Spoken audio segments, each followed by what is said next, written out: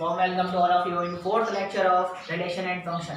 देखो अभी तक हम लोग 3 लेक्चर में क्या क्या कंप्लीट कर चुके हैं। लेक्चर 1 और 2 में हम लोगों ने रिलेशन वाला पार्ट पूरा कंप्लीट कर लिया था। उसमें हम लोग न्यूमेरिकल प्रॉब्लम्स भी ले चुके थे रिलेशन के ऊपर। लेक्चर 3 में हम लोगों ने फंक्शन स्टार्ट किया था। जिसने फंक्शन वाला लेक्चर नहीं देखा है, जो सीक्वेंस में चल रहा है, उसको तो कोई दिक्कत नहीं, पर जिसने थर्ड लेक्चर नहीं देखा है वो लेक्चर 3 भी देख ले, उसके बाद में इस लेक्चर का है, अदरवाइज वो समझ नहीं आएगा आज वाला लेक्चर। ठीक है, आज हम लोग एक इम्पॉर्टेंट टॉपिक डिस्कस करने वाले हैं। Topic is domain, range and codomain of relation and function. किसी भी रिलेशन का या किसी भी फंक्शन का डोमेन, रेंज और कोडोमेन कैसे निकालते हैं। ठीक है, सबसे पहले हम लोग रिलेशन का डिस्कस करेंगे, फिर हम लोग फंक्शन का डिस्कस करेंगे। ठीक है, नाउ लेट्स स्टार्ट। देखिए पहले एक सिचुएशन लेते हैं, उस सिचुएशन से कंक्लूजन निकाल के तब हम लोग डेफिनेशन पर आएंगे। ठीक है, देखिए set A 1 2 3 4 5, set B elements 3 4। हमें रिलेशन सेट बिल्डर फॉर्म में डिफाइन दिया हुआ है। All the ordered pair A, B such that A belongs to set A and B belongs to set B and A is less than B। A की value B से कम है। That means अगर हम लोग इसको रोस्टर फॉर्म में लिखते हैं, पहले इसको हम लोग रोस्टर फॉर्म में लिखते हैं। रिलेशन इज, देखिए ऑर्डर पेयर, फर्स्ट जो एलिमेंट है वो यहाँ से बिलोंग कर रहा है 1 2 3 5, 1 2 3 5 B से कम होना चाहिए। देखिए अगर हम लोग 1 3 लिखें तो क्या A कम है? यस। अगर हम लोग 2 3 लिखें कम है? यस। लेकिन 3 और 3 लेंगे तो नहीं हो पाएगा। आप लोग समझ पा रहे हैं? हम लोग इस कंडीशन को फुलफिल करा रहे हैं। A का मतलब है first element of order pair, B का मतलब है second element of order pair. Order pair का फर्स्ट एलिमेंट छोटा होना चाहिए। ठीक है, और फिर हम लोग लेते हैं नेक्स्ट इज 3, नेक्स्ट इज 1 4, 2 4, 3 4। देखिए इसके अलावा कुछ नहीं बन रहा होगा। ठीक है, अगर हम लोग इस रिलेशन को ध्यान से देखें तो इस रिलेशन में ये रिलेशन कहां से डिफाइन है? This relation is defined from set A to set B. ठीक है, अब देखिए रिलेशन में जो एलिमेंट्स को हम लोग डालते हैं, दैट मीन्स अगर relation A to B define हो रखा है तो वो एक ये वाला जो सेट होगा ना, इसके सारे एलिमेंट्स डोमेन कहलाएंगे इस रिलेशन की। रिलेशन का जो आगे वाला सेट होता है वो कहलाते हैं सारे एलिमेंट्स डोमेन। उन डोमेन्स को जब हम किसी कंडीशन में डालते हैं, यहाँ पर कंडीशन क्या थी? This A is less than B। इस कंडीशन में डालने के बाद जो सेकंड सेट तैयार होता है, ऑर्डर पेयर का जो सेकंड एलिमेंट तैयार होता है, उन सारे एलिमेंट्स को जो सेट होता है वो होता है रेंज। वो क्या होता है? रेंज। तो कहने का मतलब 1 2 1 2 3, दैट मीन्स ये सारे डोमेन्स हैं। ये सारे क्या हैं? डोमेन्स। और इन डोमेन्स के करस्पॉन्डिंग जो एलिमेंट्स हैं वो सेट क्या कहलाएगा? वो रेंज होगा। 3 4 4 4, that means 3 and 4। That means यहाँ पर डोमेन क्या हुआ? यहाँ पर डोमेन हुआ 1 2। यहाँ पर रेंज क्या हुआ? यहाँ पर रेंज हुआ, देखिए सेकंड एलिमेंट में या तो 3 नजर आ रहा है या 4 नजर आ रहा है, दैट मीन्स रेंज हुआ 3 and 4। ठीक है, और कोडोमेन क्या होता है? देखिए जब relation A to B define हो रखा है तो जो पीछे वाला सेट होता है वो पूरा सेट कोडोमेन में आ जाता है। कोडोमेन के लिए कोई कंडीशन नहीं है। कोडोमेन रिलेशन अगर ए टू बी डिफाइंड है तो जो सेकंड सेट होता है वो पूरा का पूरा कोडोमेन में आ जाता है। That means codomain is second set क्या है? 3 4 3 4। उम्मीद करता हूँ यहाँ पर आप लोगों को समझ आया होगा क्या होता है। अब इसी से ही हम लोग कंक्लूजन निकालते हैं। देखिए if relation is defined from set A to set B, then relation in mathematical form can be written as all the ordered pair A, B such that A belongs to set A and second element belongs to set B। ठीक है, domain देखिए क्या होता है? Set of first element of all ordered pair belonging to R। Relation से belong करने वाले जो फर्स्ट एलिमेंट होते हैं, फर्स्ट एलिमेंट मीन्स A। जो आप लोगों ने रिलेशन लिखा उसमें बहुत सारे ऑर्डर पेयर होंगे। उन ऑर्डर पेयर में जो फर्स्ट एलिमेंट होगा सारे ऑर्डर पेयर का जो फर्स्ट एलिमेंट होगा उसका जो सेट होता है वो डोमेन होगा। रेंज क्या होता है? उन डोमेन्स के करस्पॉन्डिंग जो वैल्यू होगी, जितने भी ऑर्डर पेयर मतलब सेट के अंदर जितने भी ऑर्डर पेयर हैं, फर्स्ट एलिमेंट के करस्पॉन्डिंग जो जो एलिमेंट्स होंगे उसका जो सेट होगा वो होगा रेंज। देखिए, set of second element of order pair और इमेज ऑफ फर्स्ट एलिमेंट। ठीक है, सेकंड एलिमेंट का आप लोग सेट बोल दीजिए या फिर image of first element, first element की इमेज का set. Is it clear? Codomain क्या होता है? Second set of relation, second set of relation. आप लोग ये देख सकते हैं, हाँ रिलेशन ये रहा, इसका सेकंड सेट, जो सेकंड वाला सेट होता है वो पूरा का पूरा कोडोमेन होता है। ठीक है, एक बात और याद रखने वाली है कि देखिए यहाँ पर रेंज क्या है 3 4, कोडोमेन क्या है 3 4। जब देखिए relation A to B define हो रखा है, इसका मतलब ये कि जब हम सेट ए की वैल्यूज को डालेंगे तो हमें सेट बी की वैल्यूज मिलेंगी, किसकी वैल्यूज मिलेंगी? सेट बी की वैल्यूज। तो सेट बी की जो वैल्यूज होती हैं वो इसमें आनी चाहिए, मतलब सेट बी में होनी चाहिए। That means range is the subset of codomain. Range जो होगी या रेंज का जो सेट होगा वो कभी भी कोडोमेन से ज्यादा नहीं हो सकता, वो कभी भी कोडोमेन से ज्यादा नहीं हो सकता। मैक्सिमम टू मैक्सिमम कोडोमेन के बराबर जा सकता है पर कभी भी कोडोमेन से ज्यादा नहीं होगा range. Is it clear? This is the domain, range and codomain of relation. देखिए अब हम लोग डिस्कस करने जा रहे हैं domain, range and codomain of function. किसी भी फंक्शन की अगर हमें डोमेन निकालनी है, जैसे रिलेशन में जब हम लोग डोमेन, रेंज, कोडोमेन निकाल रहे थे तो उसमें कोई हार्ड एंड फास्ट रूल नहीं था, लेकिन फंक्शन वाले केस में कुछ रूल्स होते हैं जिसको हम लोगों को ध्यान रखना होता है डोमेन और रेंज निकालने के दौरान। कोडोमेन तो हमेशा फिक्स रहता है, अगर function A to B define हो रहा है तो set B is the codomain.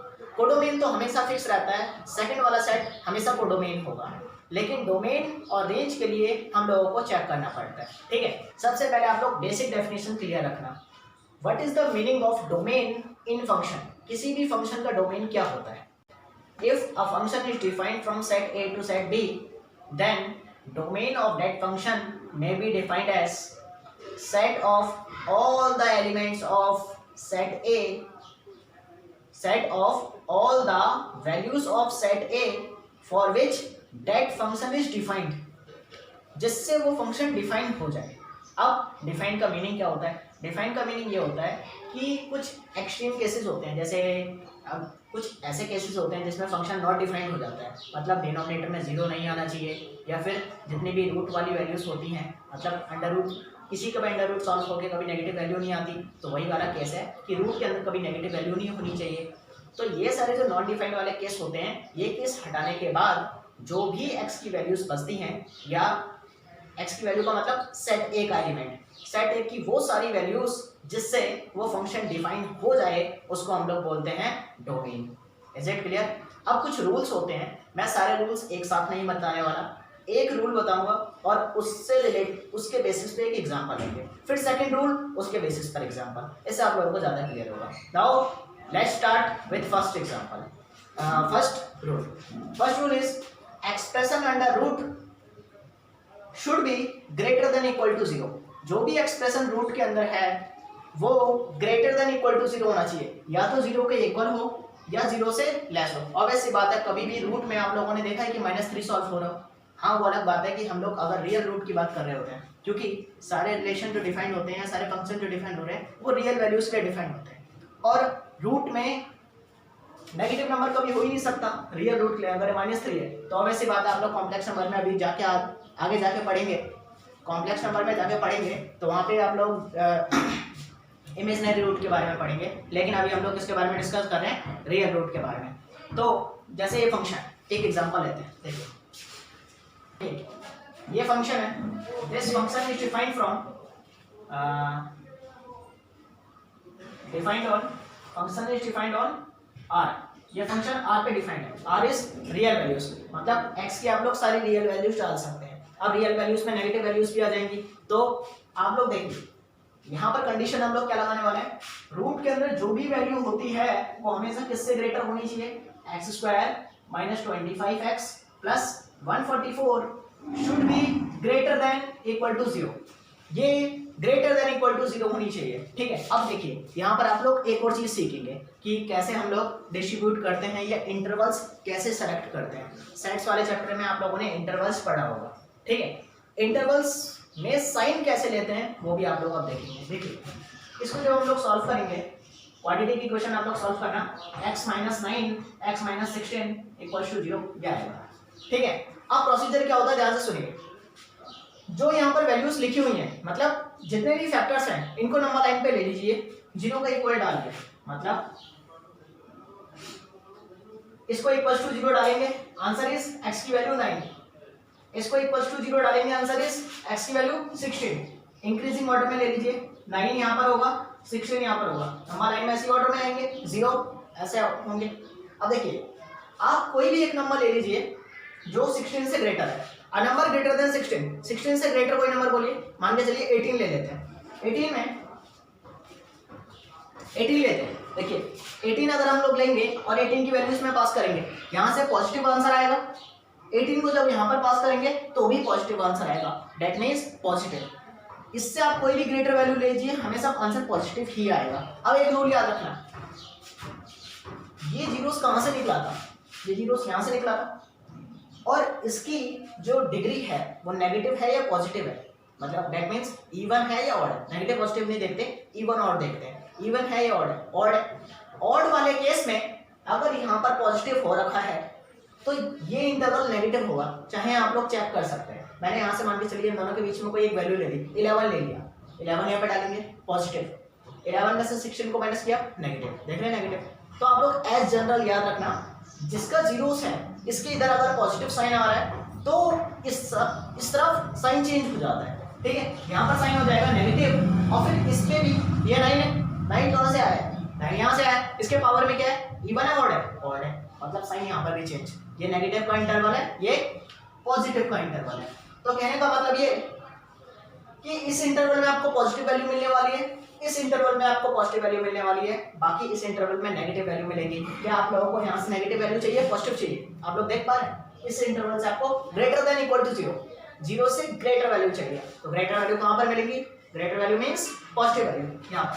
Here x belongs to, ये आप लोग ऐसे लिख सकते हैं, लेस देन इक्वल टू 9, 9 से छोटा, एंड यहाँ पर x ग्रेटर देन 16 काउंट होगा। These are the,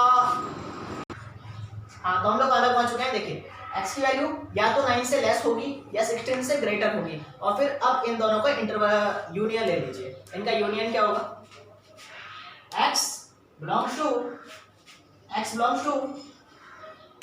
minus infinite, क्योंकि 9 से less that means negative, minus का इन्फिनिट से 9 तक, और 9 इंक्लूड होगा यहाँ पर, क्योंकि 9 को जब डालेंगे तो 0 आएगा, और 0 यहाँ पर इंक्लूडेड है। Union 16 to infinite. Is it clear? That means ये जो फंक्शन था वो r पे डिफाइंड था। r पे डिफाइंड का मतलब है ऑल द रियल वैल्यूज, बस सारे रियल वैल्यूज नहीं, एग्जैक्ट किस किस वैल्यू पर या किस किस इंटरवल में डिफाइंड है, आप लोगों को समझ आ गया होगा। ठीक है, तो कहने का मतलब हमने पहला रूल सीख लिया कि अगर रूट वाला कोई भी नंबर है तो उस केस में वो पॉजिटिव ही होना चाहिए। ठीक है, 3-4 रूल्स हैं, समझ के पूरा क्लियर हो जाएगा। Now next example is, now second example is this, f of x is x square minus 4 by x by 2, x minus 2। आप लोगों को पता है किसी भी फ्रैक्शन वाले नंबर के डिनोमिनेटर में 0 नहीं होता। जब डिनोमिनेटर में 0 आ जाता है तो क्या हो जाता है, नॉट डिफाइंड हो जाता है। तो हमें ये जो फंक्शन है ये पूरे रियल वैल्यूज पे डिफाइंड है। अब हमें चेक करना है कि वाकई रियल वैल्यूज पे डिफाइंड है या नहीं, क्योंकि डोमेन क्या होता है जिस पे ये फंक्शन डिफाइंड हो रहा है। तो हम लोग क्या करेंगे, बस इसको 0 बनने से रोकना है हमें। x denominator should not be equal to 0, that means x minus 2 should not be equal to 0, x should not be equal to 2। और बाकी इसको अगर हम लोग और सिंप्लीफाई करते हैं तो x square minus 2 square by x minus 2, simplify करने पर x minus 2 x plus 2 by x minus 2 cut गया, x प्लस 2। अच्छा आप लोग सोच रहे होंगे x+2 तो एक ऐसा फंक्शन है इसमें कुछ भी वैल्यू डाल दो ये हमेशा डिफाइंड रहने वाला है, पर हमेशा याद रखना जब भी ऐसा केस बन रहा हो कि डिनोमिनेटर से कट के जाता है तो इसको एक्सक्लूड किया जाता है। दैट मीन्स इसका डोमेन क्या होगा, इसका डोमेन होगा all real values except one element which is 2। That means इसका डोमेन क्या होगा r-2। Is it clear? Now third example, now we going to move on third example। Third example में move करने से पहले थर्ड वन को देखिए। अगर हमारे पास में दो फंक्शन है, एक फंक्शन है fx, एक फंक्शन है gx। fx की हमने इंडिविजुअली डोमेन निकाली वो है d1, gx की डोमेन है d2। अगर हम लोग इनमें f(x) + -g(x) खेलें तो इस केस में या इनटू में खेलें, इन तीनों केस में जो दोनों की डोमेन है उसका इंटरसेक्शन ही इस पूरे फंक्शन की डोमेन होगा। एक एग्जांपल लेते हैं, देखिए जैसे अगर हम लोग इसकी बात करें, इस क्वेश्चन को अगर हम देखें, दो फंक्शन है हमारे पास f(x) g(x)। अगर हम लोग f(x) + g(x) करें, इनको ऐड कर लीजिए, या फिर जब हमसे बोला जाए कि आप लोग इसकी डोमेन बताइए, या फिर हमसे ऐसा बोला जाए f(x) - g(x), आप इसकी डोमेन बताइए, या ये बोला जाए f(x) * g(x), आप इसकी डोमेन बताइए।